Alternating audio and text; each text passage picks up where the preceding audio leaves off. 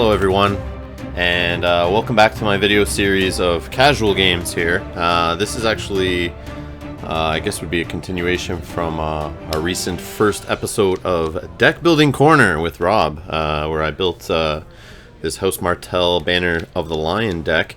This video actually is filmed at the FFG Center on the Sunday morning of Worlds, after I took the time in the front area there by the restaurant and spread out all my cards that I brought, all my Lannister Martell cards, neutral cards, and plots, and some sleeves, and put this deck together. And basically, ThroneRunner, who's in the video across from me there, you can check him out on his YouTube channel, as you can see on his nice mat there. He basically updated his deck with cards from Taking the Black, and I used some cards from Taking the Black, as you can see on the table there, with the Bastard's Daughter, and threw them together with some Martell Lannister cards and some neutral cards and plots. Built this deck, took some time, and put it together and decided to play it and record it.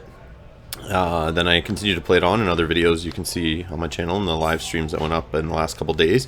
And you can also see me build this deck on Deck Building Corner.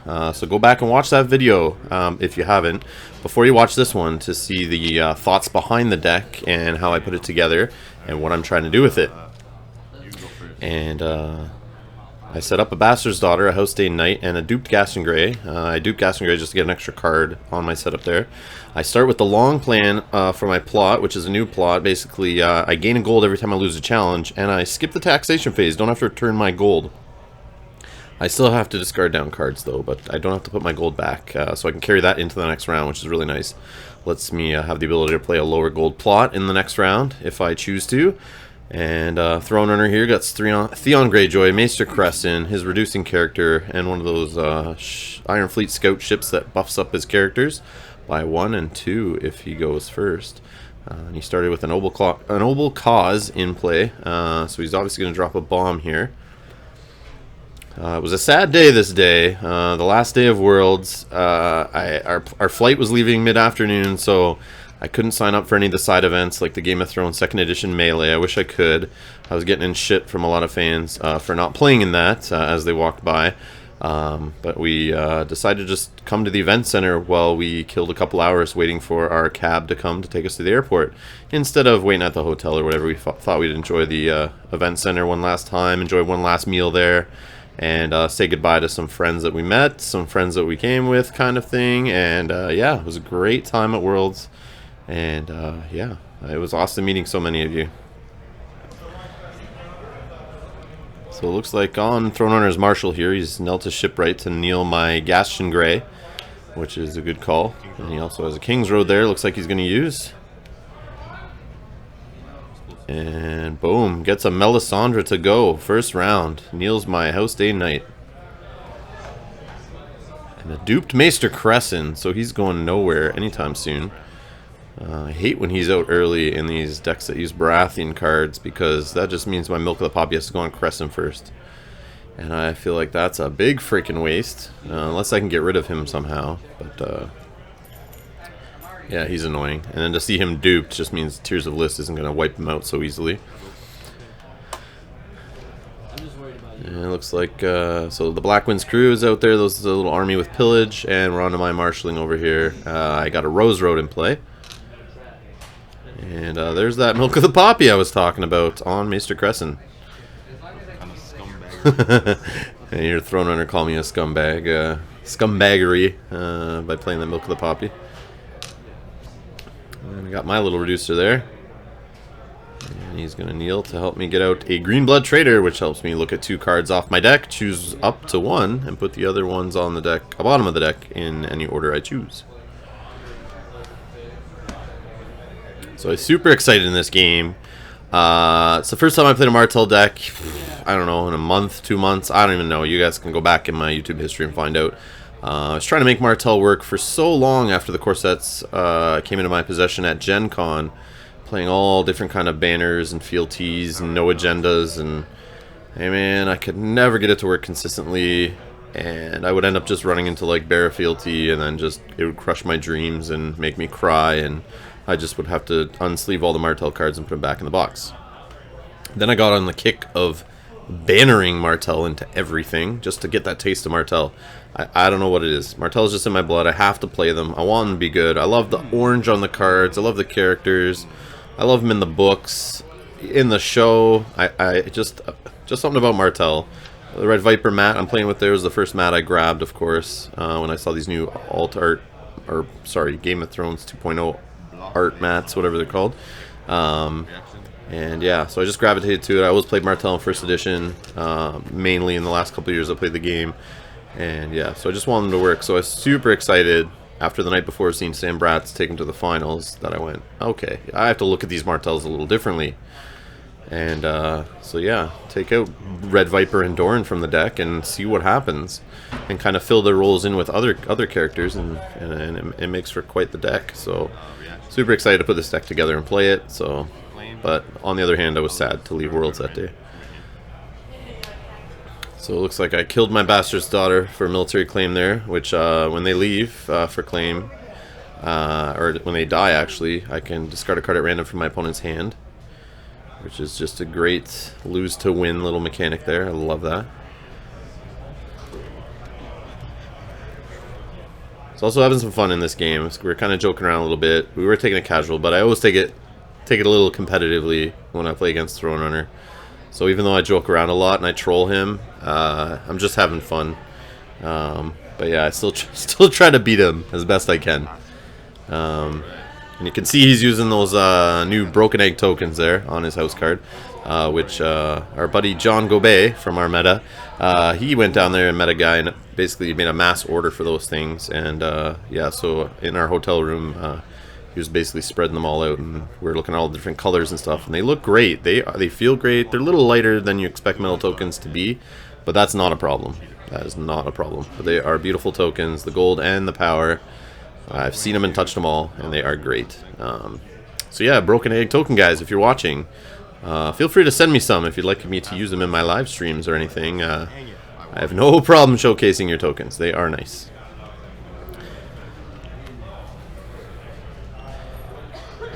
Let's see here. So looks like ThroneRunner's basically flooding the board over here with dudes as his strategy. And we're going on to the next plot phase here. So my Gash Grey is back to standing, which is nice. He still has that ship right out, which is going to keep kneeling it, which is super annoying. And there's our alt art Counting Coppers played by ThroneRunner, which he got from the Laughing Tree tournament, which he wasn't there for. He didn't show up to Worlds till Friday, so I just made a joke about him stealing my copy somehow.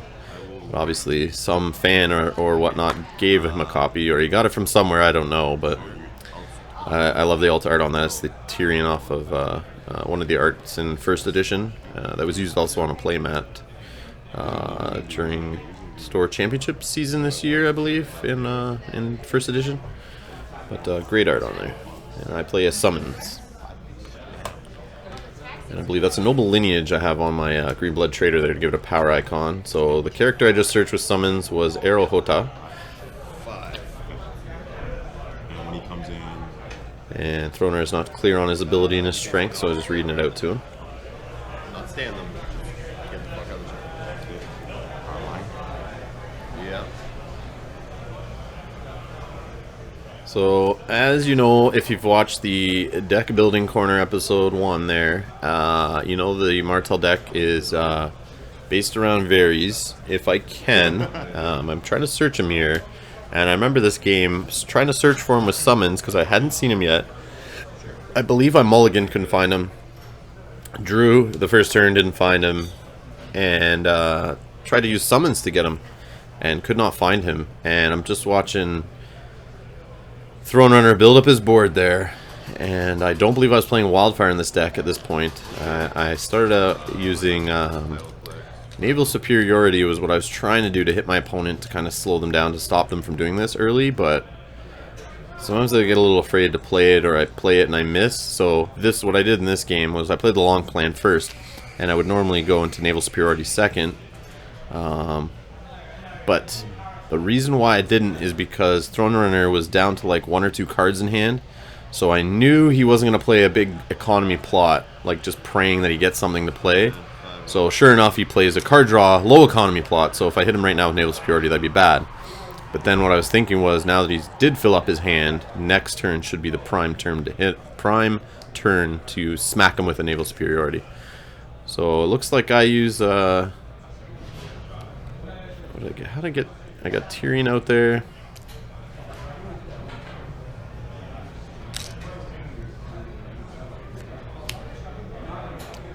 House Day Night. Sitting on 2 set. That's it? Yep. Challenges? You went first, right? Marshall. Challenges. So, go ahead. So I don't know what happened there. I believe I should only have gotten 5 gold. And I played Tyrion duped. Like, was I that tired that I missed that there? I don't know if you guys noticed. Oh, the long plan. Sorry. Long plan. Derp derp. Just talking about it. So I probably had extra gold for that. Sorry. I wasn't really paying attention there. When I get rambling.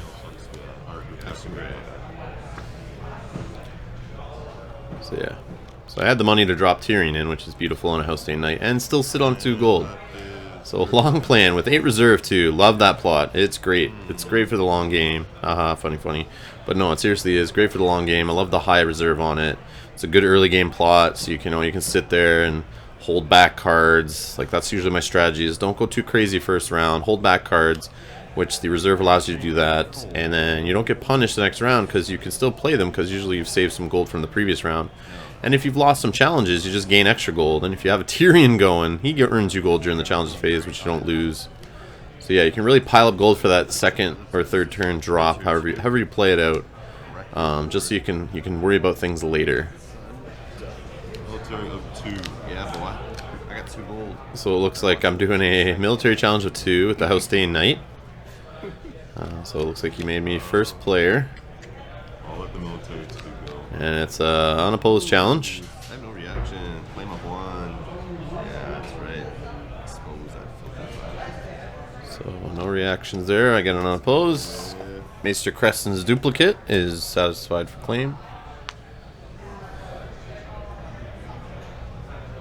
Intrigue of 4. And it looks like we're doing Intrigue of 4 with Tyrion, who doesn't have stealth because he's Milk of the Poppied.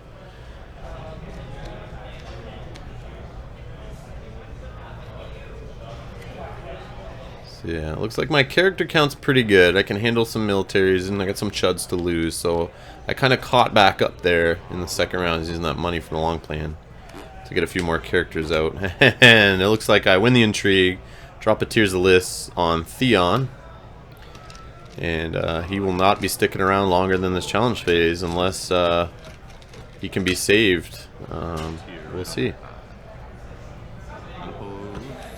Then claim this one. And it looks like we had a Rose Road for claim.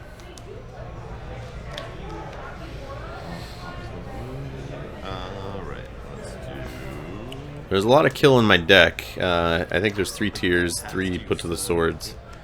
So that's why Wildfire wasn't really a first go-to plot, but been a few games where I've struggled a little bit, and I would have felt it would have been easier if I would have had Wildfire to kind of control the board a little bit, to get rid of some of the chuds, so my targeted kill and my claim and Tears of Lys could just whittle those big characters out of the way and yeah, make his board look like crap after Wildfire compared to mine. But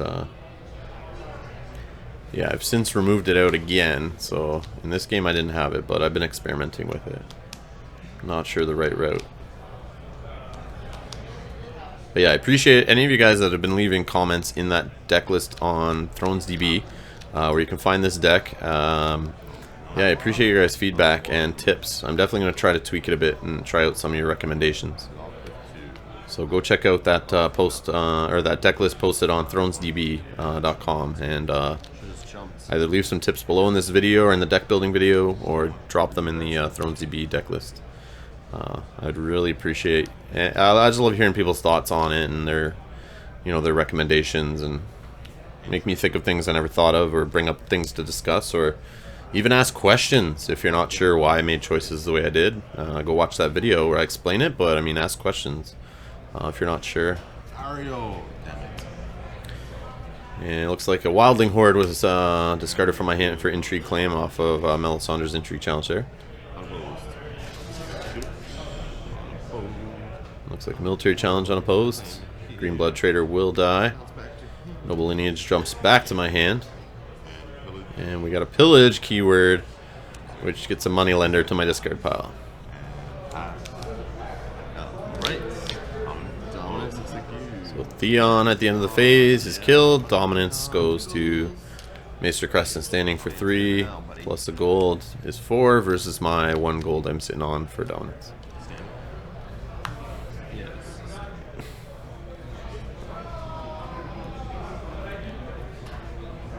Attacks. I have 4 cards, which is less than 7. I'm sure you have less than 10.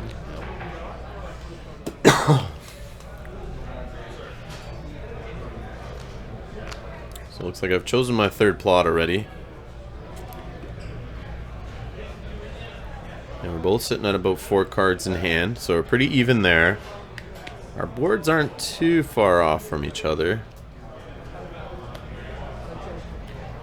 If I can hit a Gas and Gray, you know, that'd be great, but that Shipwright's killing me. So, very horrible turn of events here. I dropped Naval Superiority, looking for a high gold plot. I find that high gold plot, but it's a summer plot. So my Naval Superiority, which hits Kingdoms and Edicts, is going to do jack squat. Which is, this is worst case scenario. Worst case scenario. So, Combo of Westeros, I indicated with green token there that ThroneRunner chose Intrigue to reduce my claim on. I guess he likes to keep the cards in his hand this turn. My original play was And it looks like he is going first. save a bunch of gold, then Naval Superiority asks, so I have a shit. So now I'm explaining what I was trying to do to him there and why I didn't play it second turn and how I was expecting to hit like a Noble Cause this turn or a Call in the Banners or something. But this first turn like I was thinking yeah. of. Like, I probably just do it now. Still trying to figure out that Naval Superiority because there's lots of counters to it being played early in the game between sneak attacks and Calm over Westeros and whatnot. So I find it's a little harder to hit, but so Melisandre's kneel is in effect. Tyrion has knelt. It's not looking good for me at all. ThroneRunner is up to 5 power to my 2. I got basically a bunch of weenies on the board standing and a knelt Tyrion. And he's got a good icon spread. Melisandre's duped. She's not going anywhere anytime soon. The Shipwright, which, let's see if he remembers to use it this marshalling. Because, like, I would even bounce that Melisandre back just to shake off the dupe, maybe. I mean, it's another kneel effect that sucks, but, like, it makes him have to pay for her again. And, you know, he comes and kneels 1 character. The deck I built here has got a lot of low-cost characters, and I can usually get quite a few out on the board, so it's kind of a little bit anti-kneel, so... Like, it sucks he hit my Tyrion, but it's a milked Tyrion, so really, does it matter that much? I don't know.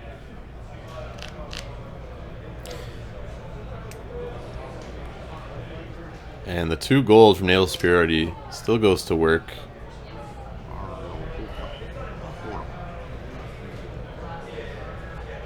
So I had 3 gold, 1 from the Rose Road. I reduced with the character, pay 1 for Arrow Hota. Gives me a nice big 5 strength military icon on the table, and I sit on 1 gold. So I'm feeling okay. It's not bad, but I just feel like, you know, with the control on my Gash and Gray, the control on a character every round, he's got the control on my Intrigue challenges this round, and, you know, he's got some card draw going, he's got the kneel going, he's ahead on power. Yeah, the Crescent that I wasted a milk, which I wish I could have put that milk on Melisandre. Hopefully I get another one, or a way to get rid of her, because I don't know how I'm going to come back with that.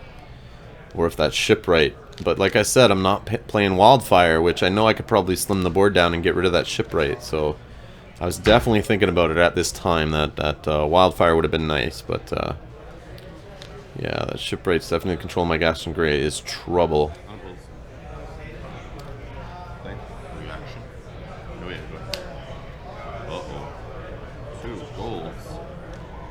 Oh, Oh, so he won a military challenge here by 5.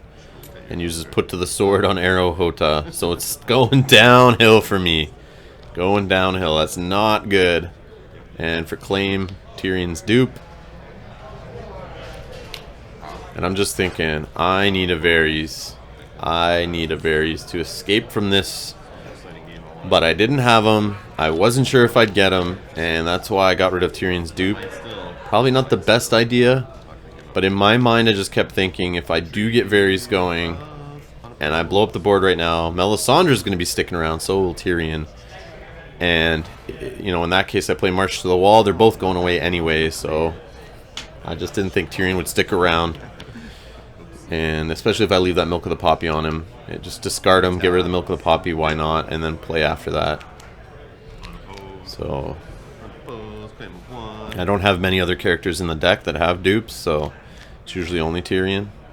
So it looks like I'm waving bye to Maester Crest in there, who is chosen for claim. Milk of the Poppy goes back to my discard pile. So I got excited there to get rid of him. Intrigue 2. So unopposed Intrigue. Tears of Liss. Who's it going on? Assuming the Pillage dudes. Yep, Black Wind's crew. So, yeah, slimming the board down a little bit. And Dominance goes to ThroneRunner. He has now climbed his way up to 10 power, and I'm sitting at 3.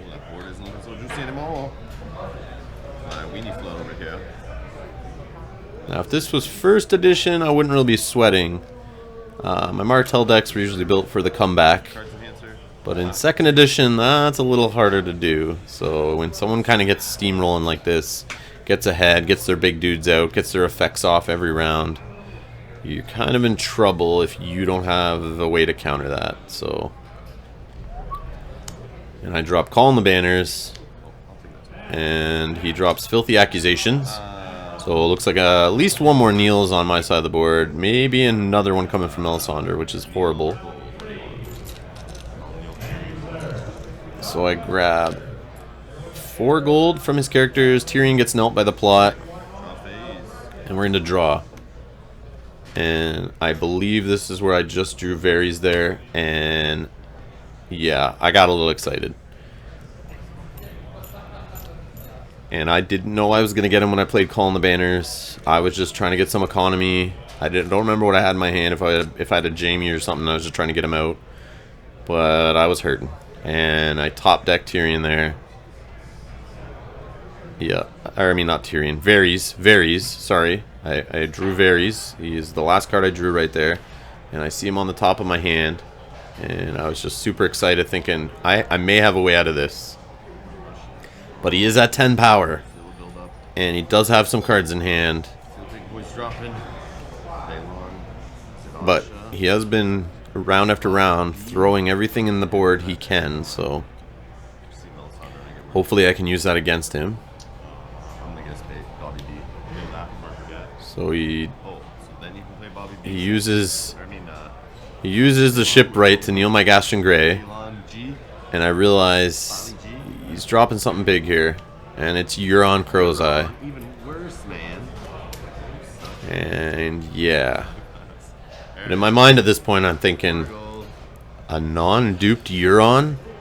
That's not an issue. And there comes Varys. Spend all my money on it, no questions asked, didn't even have to think about it. I was just waiting to do it.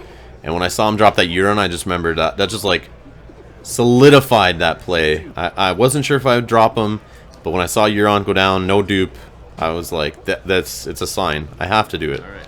I have to do it. All that'll be left out there is Melisandre. And a March to the Wall is the next play. It has to be, if things work out for me. He saved no gold either, which also I was excited about when he spent it all to get Euron out. I just thought that's the perfect play for me to blow him up. So now he's a little flustered. He's not playing as quickly, I noticed. He just swears. As soon as I dropped him, Shamar dropped the F-bomb. And, yeah.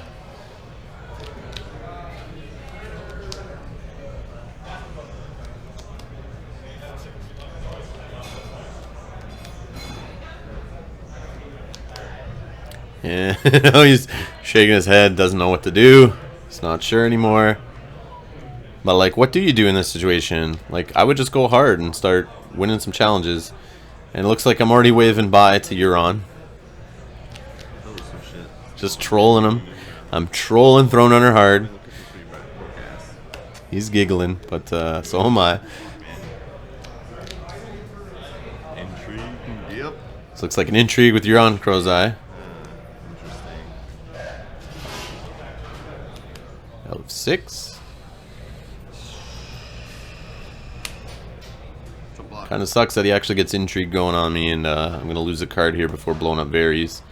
It's always a little scary. That's one less card I can have for playing after, and sure enough, it's a moneylender, which would be great after that.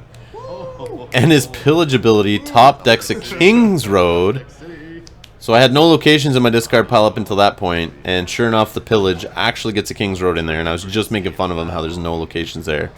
And then he reminds me to discard from pillage, and sure enough, he gets it. So lucky bastard, lucky bastard. So I'm starting to get scared, thinking Varys is going to blow up at the end of this round, and he's got a card out of my hand, and he just got a King's Road. So if he has another big dude, I'm going to have to deal with that after the Varys cleanup, and that's not good. And now he's sitting at 11 power. And I'm still at 3.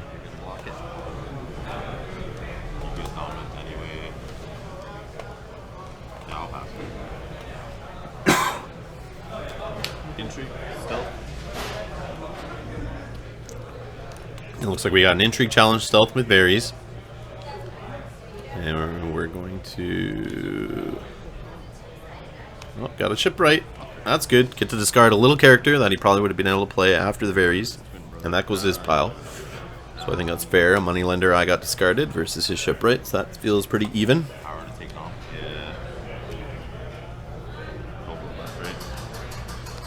And it looks like I did a chump power challenge there just to kneel Melisandre and make sure I take dominance. And I'm going to remove Varys from the game, aka put him in my discard pile.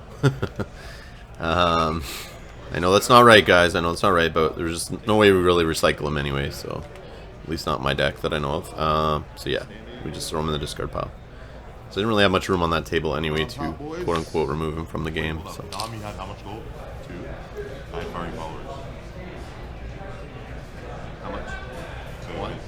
Looks like we're just clearing up for dominance. He forgot his fiery followers, which he didn't trigger, but he just brought up that he had them, so he instantly had 2, which is not true. You do have to trigger that. It is optional. But anyways, I give it to him. So we tie for dominance, and I take it away.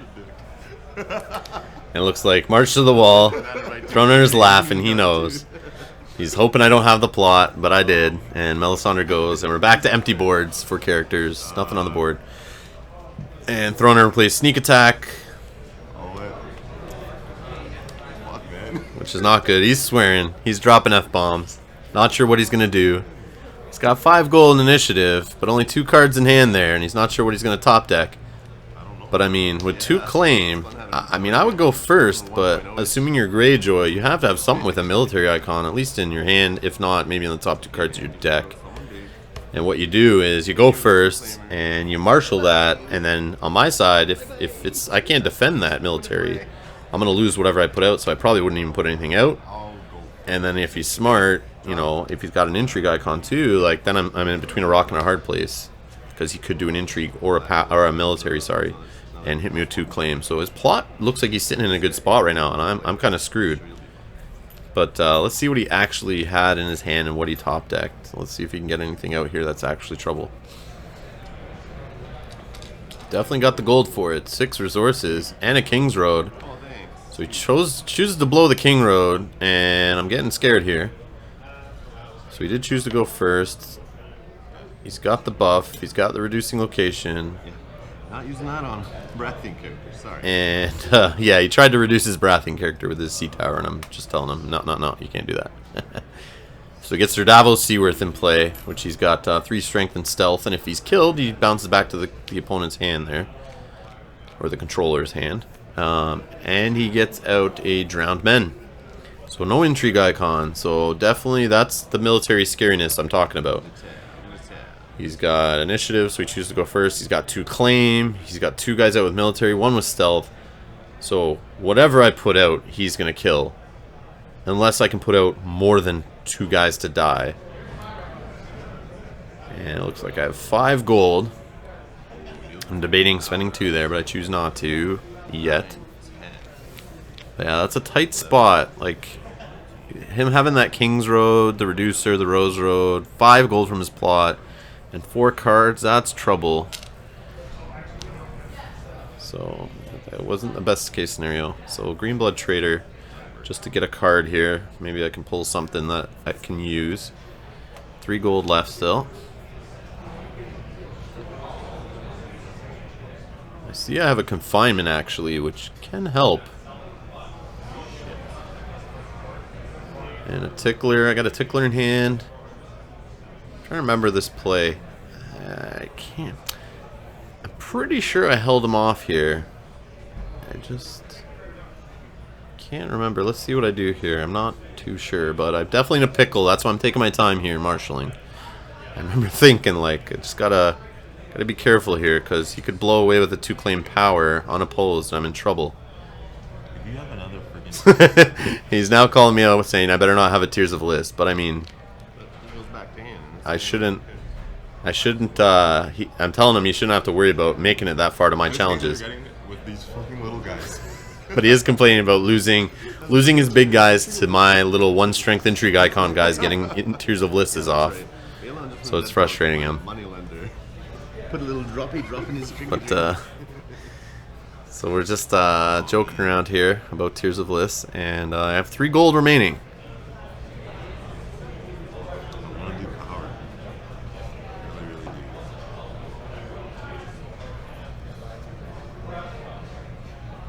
Military. So he goes with a military challenge, throws them both in. Epic. Not sure. Military of 8. Military of 8. And I believe because of the... He's using one of the bumps? Or am I missing something here? Oh, sorry, 8 because he got the warships. Sorry, the drowned men are +1 for each warship. So I get rid of the Gash Grave finally. I bounce the drowned men back to hand. Claim. I kill my Green Blood Trader for claim. So his 2 claim military didn't hit me that hard. I'm surprised he didn't go power, to be honest. And I drop a Burn Men in for 2 to get in a sneaky little military challenge back. Unopposed. I send Davos back to hand. With an ambush intrigue character that I have access to, other than bannering the Tyrell, you're fucking troublesome. Because, man, that's why Gen Con I was doing it, but man, I need it again. I might do it again. Dominance. 2. Okay, so it looks like ThroneRunner takes dominance, so he is now up to 12 power. 12 power versus my 5. Now, buddy, you gonna march me? Turn the favor. And now I'm trolling him, trying to get him to play his March to the Wall on my little character before we start putting real guys out. Because I know he has it. He always puts it in his decks. So I'm telling him, play it. Come on, I dare you. Dare you to play it just to blow away my little 2-cost dude. And sure enough, he does. March to the Wall is played. Calm Over Westeros is played on my side. I need to slow him down on the power challenges. I know he has 2 guys in his hand that have power icons. I know exactly the 2 cards in his hands. The Drowned Man and Sir Davos. Oh, it looks like he has other cards, sorry. He does have other cards. He just didn't have them in his hand there.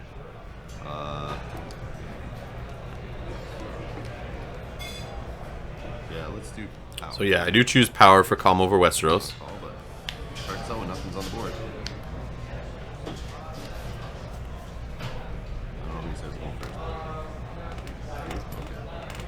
So looks like ThroneRunner chose to go first again.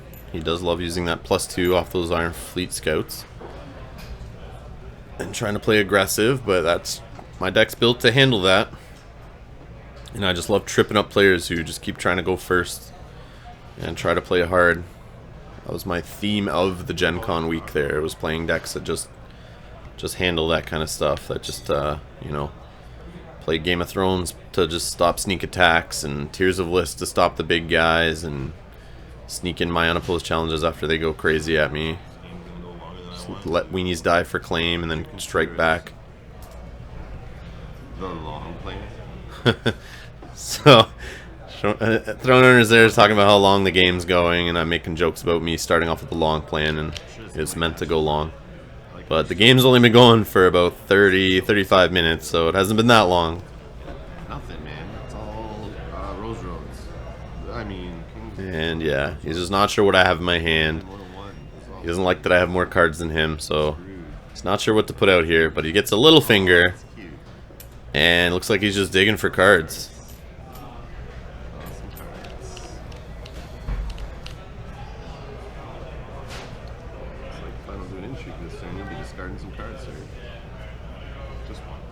Yeah, I'm just bringing up his reserve there of 5, where he's drawn all these cards, and if he's not playing any, he's going to have to discard some.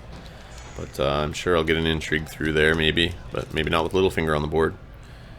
But if I don't, he will have to choose a card to discard. But it does suck that he's got a full hand, but he couldn't really play much of it, so we will see. But I did name Power for Calm over Westeros, so Littlefinger isn't going to really be doing much on a power challenge this game, or this round, sorry, this round. So I'm not too worried about losing this round, even though he's only 3 power away from winning. I just don't see him getting that. Okay, 2. And it looks like I got a Tickler in play. And what else do I play here? And a Maester Caliot. And for those of you who are curious, ThroneRunner's got his earbuds in there. He keeps playing around with his phone and his headphones. He was actually watching, I believe, well, he was when we started the game. He was watching the Netrunner. I'm not sure if it was the finals yet, but it was anyways. Their elimination rounds were going on over on the live stream. I don't know, probably 30 feet away from us in the FFG Event Center there. And a bunch of guys were at the tables beside us there, all watching it on a laptop. And he was watching it on his phone. They're all streaming it on Twitch, watching it, because there was a giant crowd around the table. None of them could really see. So they all came and sat over in the restaurant area, and we were all watching the game. It's kind of funny to watch guys streaming a game that's happening a few feet away. It's crazy how our technology works now. But yeah, he was just kind of listening to the game as he was playing. He's kind of curious. It's a big deal for him. He's really into Netrunner, and that was the tournament he came all the way to Worlds for. So, but I totally understood and was totally cool with it. So, it's just not a game I'm into right now. So, you know, no big deal.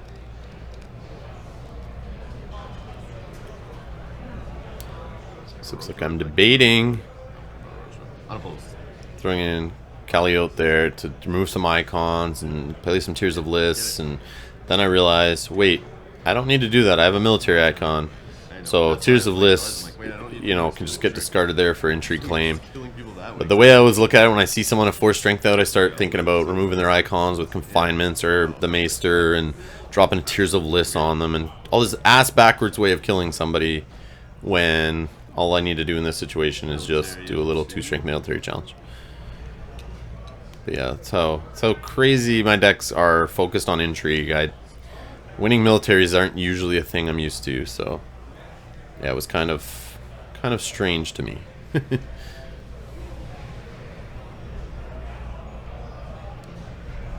Do blue power. So power challenge with the Maester. So ThroneRunner is back down to 12 power. He got 1 there, but I took it away. And it looks like I grabbed dominance. So I'm now up to 9 power. So I'm bringing this game a little closer. A little closer, but I know he has characters in hand. He's got 5 cards at least. And now he plays Rise of the Kraken, a new plot from the new pack, 282. It's got a reserve of 5. Basically, when he wins an unopposed challenge, he gets an extra power. So that is not good. That is not good at all. I better get some characters out there to block unopposed challenges. I hope he doesn't see a guy with stealth. I know he has Davos sitting in his hand, so that's not good. But does he have the money to play these guys? That's the thing. It's a 2 gold plot, and if he doesn't have a King's Road, I don't really see much happening there, because he's got the 1 Reducer and a Rose Road, so he's got 4 economy really with what's on the board. Should let you go first. Huge, like 2 And I play, looks like I played the power grab plot. Forget the name of it off the top of my head now. Yeah, I can't remember. But anyways, it basically has a reaction on after winning power challenge. And that's on offense or defense. I move a power from my opponent's house to mine. So that's on top of power claim.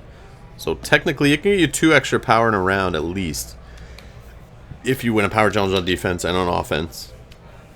And it gets even crazier if you get like Olena's informants dropping in play and letting you do additional power challenges and stuff like that. But yeah, I just love it for the high initiative. It's definitely a great plot to say, I want to go first this time, or I want to choose. And it was perfect because I drop it out when he plays a 2-8-2, which is usually them trying to go first and smash my face with 2 claim. I play the perfect plot that just ekes it out so that I can choose to go first and apply a little pressure before that 2 claim comes out. Which is perfect because he gets out his military guy, and yeah, I can basically force the military on him, which he either has to defend or he just loses the character. And it looks like I do another power with the Maester. And then I'll move another one from your house. So I take ThroneRunner down to 10 power and do the extra reaction and an unopposed. So I am now up to 12 power there, so I flip the table and or flip the score, and I take dominance, so up to 13 power to 10. So I've taken the lead very quickly there. So it took me a little bit of a climb after the Varys explosion, but yeah, I'm definitely making the comeback here. Viewers are unpleased with you, my friend. Put them up before Varys, come on. No, I just not. So ThroneRunner's definitely been thrown off. Thrown off. I get it.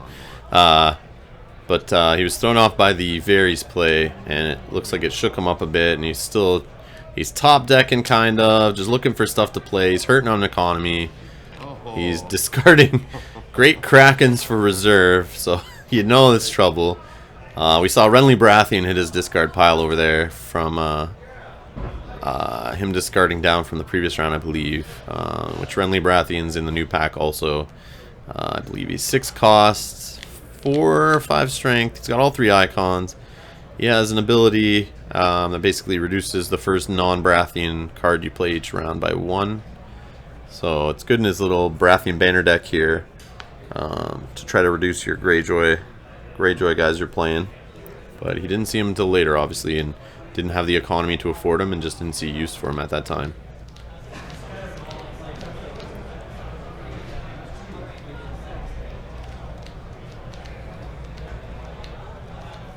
It looks like I got Sunspear in play also there recently, and if I can get him to go first, I wish I saw that a lot earlier in the game. That would have been nice, but seeing it now is definitely puts me in a great spot.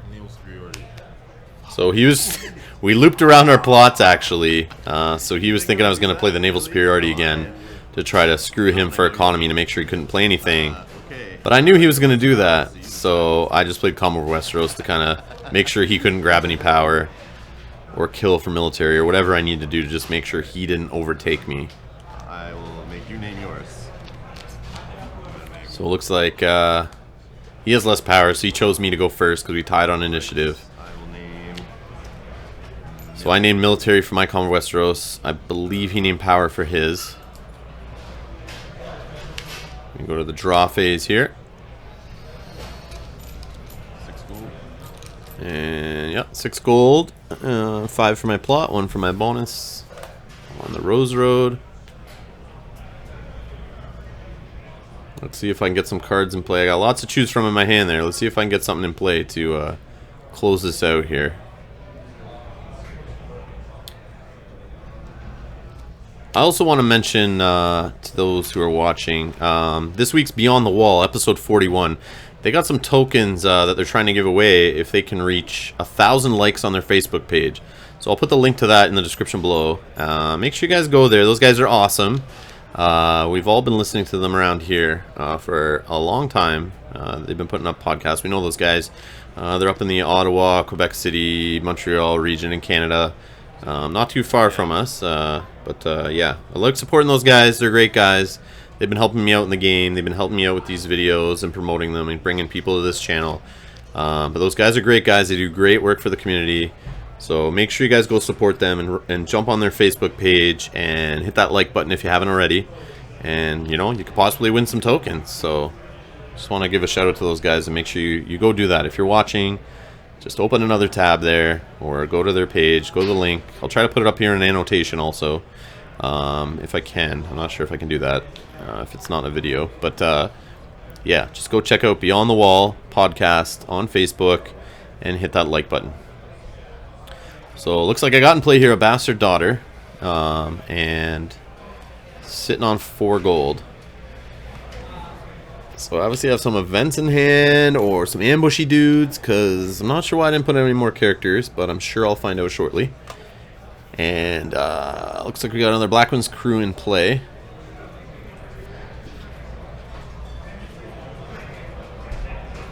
And there's Sir Davos back, so it's nice to see cards that I've seen already. Nothing new, nothing crazy. No intrigue icons, mind you. And I have my Maester out, so if I do it right, I can lose a power challenge maybe or something. And remove an icon to sneak something else through, maybe unopposed.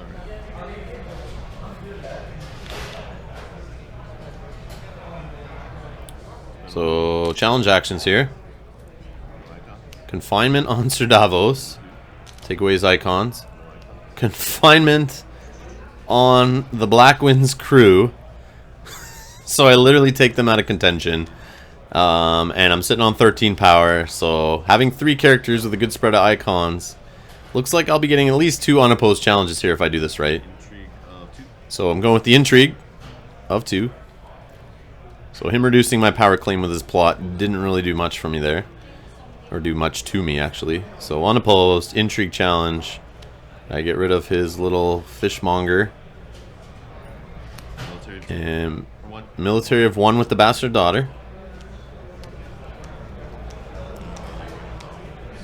And ThroneRunner is thinking I'm going to win in dominance no matter what, but he's not realizing I still have another character standing after this challenge, so I just point that out. So he blocks the military. I swing through on power. I win with the unopposed. He takes the power off, but I point out that, hey, I have no power claim, so you keep that power, so you don't lose that bad. So I win. I come back. I can't believe it. I was shocked. The deck worked. Getting that varies later in the game, a few rounds in. It was like the perfect time. It was like the best feeling ever when I drew him, because the deck's kind of built around recovering from that. But yeah, thanks for watching. Like I said, go check out that deck building video if you want to see my thoughts behind putting this together. And make sure you guys go give Beyond the Wall a like on Facebook and try to get them to 1,000. Okay guys, thanks for watching. I'll see you in the next video.